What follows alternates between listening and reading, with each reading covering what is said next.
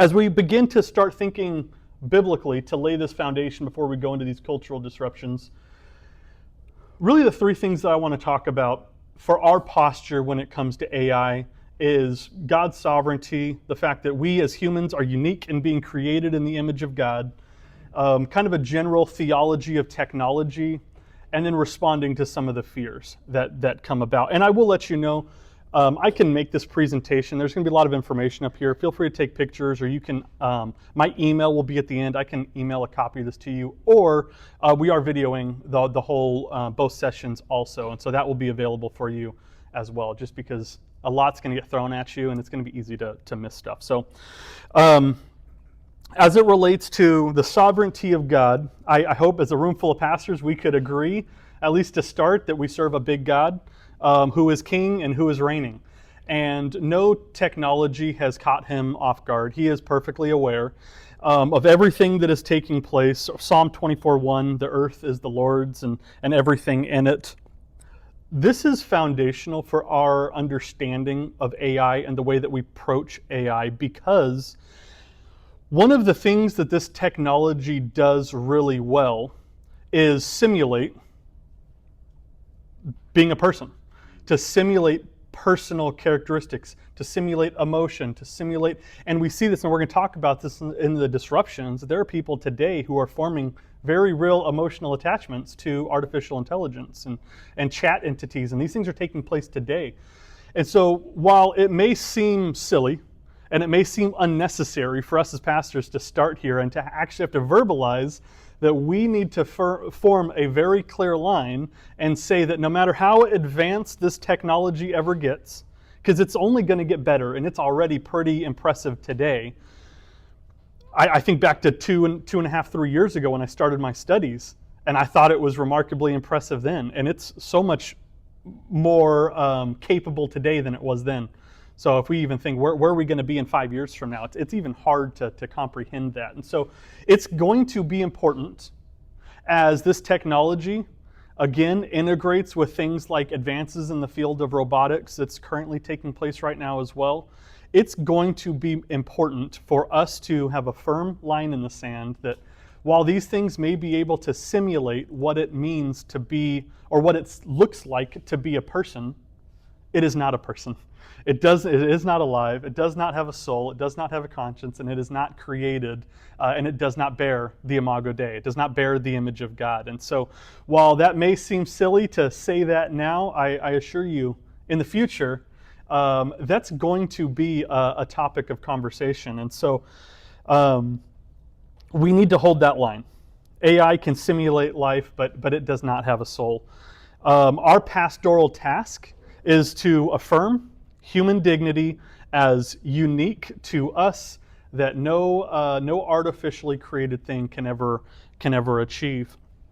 Our second point is really a general, and this is more than just our posture as it relates to AI, because there's other, and I'm not going to alarm you now, but whenever I have these seminars or conversations, people get kind of worried and they start speculating about the future, and there's some fear that comes into that from not knowing what tomorrow holds. And I kind of tell them, like, honestly, AI is not even the scariest fringe science that's happening right now. Like, there's all sorts of weird stuff that people are doing in laboratories right now, in synthetic biology and all sorts of crazy stuff. And so it's easy to come from a place of fear. But how do we respond in general to technological change? And so this is the newest hurdle for us to really put this into practice. And so as it relates, I think it's important for us to understand things like Genesis 1:28, the cultural mandate to fill the earth and to subdue it. God has given us, and this then comes back to this Imago Dei, this created in the image of God. God has given us creativity and the ability and the intellect to create tools to aid us in the task of cultivating this earth and to steward God's creation. And we see over and over again tools that are created, and tools can serve great purposes, but then those same tools can be distorted by sin and used for nefarious purposes. There's no tool that has been created that has not been misused or distorted by sin. So If we think of a couple examples of this, I think of the Tower of Babel would be a simple illustration. We see this in Genesis 11. The fascinating thing about that Genesis 11 is building the tower wasn't actually the thing that they did wrong. The technological advancement that they had in moving from stone building to brick and tar for mortar, that's a technological advancement that has been used throughout all of history since. The problem in that story was not the technology change or even what they did, it was why they did it. The scriptures tell us that they said, "Come, let us build ourselves a city." Again, that's not the problem. "With a tower that reaches the heavens, so that," here's the reason, "we may make a name for ourselves." And so we see that the technology became a vehicle for rebellion. That was the problem. If we look at King Uzziah, 2 Chronicles 26, he developed advanced military machines like no one had ever seen. Again, a remarkable technological advancement. Yet Scripture says that his heart was lifted up in pride, and that pride led to his downfall. The same lesson is applicable to us today. The danger is not the tool itself, but the danger is the hearts and the minds of the people using the tool. And so AI can, and I believe, will be used for great good. We're going to see breakthroughs in health, in medicine. We're going to see breakthroughs across the board. But we're also going to see this technology misused in some very alarming ways that, again, is going to land in your pews. And it's going to be important for us to be prepared to tackle. It's going to be used to deceive, exploit, and ultimately to feed human arrogance. And so we need to see technology under, really, the lordship of Christ. Colossians 1 reminds us that all things were created through him and for him. And that includes the way that we utilize technology. History gives us several examples of this, and this is by far not an exhaustive list, but we see the printing press, which is used to spread destructive heresies, but yet was also foundational in the Reformation and the printing of the Bible that we have today. The radio was feared by the early church because it utilized airwaves, and Ephesians 2 tells us that Satan is the prince of the air. And so what do we do with that? But yet it also allowed us to spread the gospel to more people than ever before. The internet has just about every moral evil you can think of present on our cell phones, on our fingertips, but yet we all use it every single day because we know at the heart of it, it's not the tool, it's us using the tool. These tools, it's kind of like money. Money doesn't create new problems, it reveals problems. Money reveals character. These tools in the hands of Christ followers can be used for great redemptive purposes. In the hands of bad, morally corrupt people will do great harm. And so AI is going to follow this same pattern. In the hands of Christ's people, it can be directed for great purposes. It can accelerate Bible translation, which I believe we will see. We're going to see the Bible translated into languages of small tribes that are on the bottom of the list of importance because of just the amount of people that these tribes have not had the Word of God printed in their language.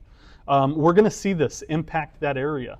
We're going to see this technology be able to be used, I think, ethically by pastors, and I'll show you some ways later that this can happen, that could potentially free up a lot of pastoral time that we will then be able to spend not on the mundane administrative tasks that a lot of us have to do, but being able to press in more to the spiritual care and formation of our congregants that is actually the most important thing that we've been tasked to do.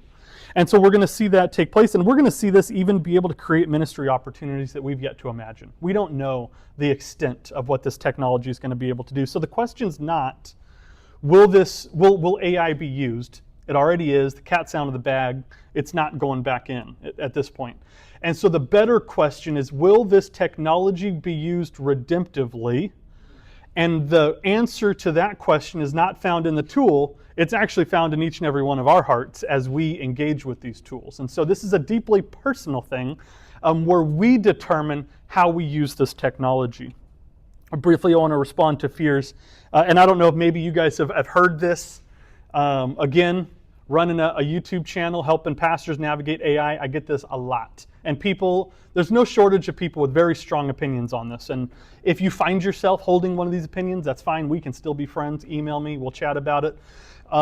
Is AI spiritual interfacing with demons? I've heard people make the argument that it's basically the New Age Ouija board, where these responses that you're getting is literally responses from demons. No, I mean, so I don't want to be like unsensitive to it. I understand it's a very real fear. Again, the fear comes from a place of not understanding the technology because it's just incredibly complex and advanced. AI is not alive. It is not conscious. It does not bear a soul. It is not a demon, and it's not an angel. It's not there for your good. It's not there for your bad. I would argue, and pastorally, should this question come about, I would urge you to redirect this question to a better question, which is, can Satan use AI? And to that, the answer is yes. Just like Satan has used every tool that has ever been created for nefarious purposes, he can use AI. We've seen this with every cultural tool: music twisted into idolatry, money into greed, media into temptation. The danger is not in the code itself, but in the sinful hearts of the humans that are wielding the tool. And so that's the better way for us to direct that question, because there is concern there. Because Satan can use these tools, just like he can use our cell phones, just like he can use the internet. He is in the business of trying to tempt us and to sway us. And so that's why our posture matters. Paul reminds Timothy that God has not given us a spirit of fear, but of power, love, and self-control. And I'm concerned that when we begin to blame the devil and the machine for every moral failure when it comes to technology, we're actually, at a certain degree, we're excluding our own potential moral failures, our own lack of self-control and obedience to God. And so we don't want to panic. But we also don't want to play alarmist. But we also, as pastors, don't want to be careless. And so there's a fine line that we're tasked with walking here. And that's why this is a personal decision. I would link this decision where if maybe you're trying to weigh the pros and cons of it. Is this something that you want to use in your own life, in your own ministries? I would link it to the same discussion as carrying a smartphone. We see many people who struggle with the moral temptations of some of the things that come with having internet in our pocket. And sometimes the most faithful response is to get rid of the smartphone, go back to a flip phone that doesn't have internet access, and practice obedience, even if it means some self-sacrifice, because you're struggling with those temptations. This is really the same situation. I think it's important that and we're going to talk about this more later, but we don't want to, as pastors, bind that conviction legalistically onto everybody, because there are some who can utilize this technology without moving into plagiarism or some of the other things. If you're a pastor and you're feeling compelled to use ChatGPT to write your sermons, I would encourage you to just not use ChatGPT at all.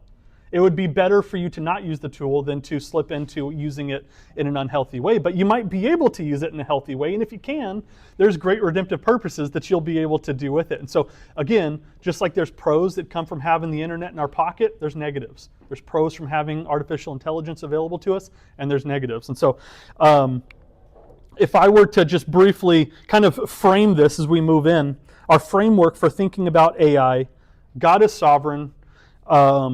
Humans alone bear the image of God, and however complex AI becomes, it will never bear the image of God. And technology, though often distorted by sin, can still be redeemed and used for His glory.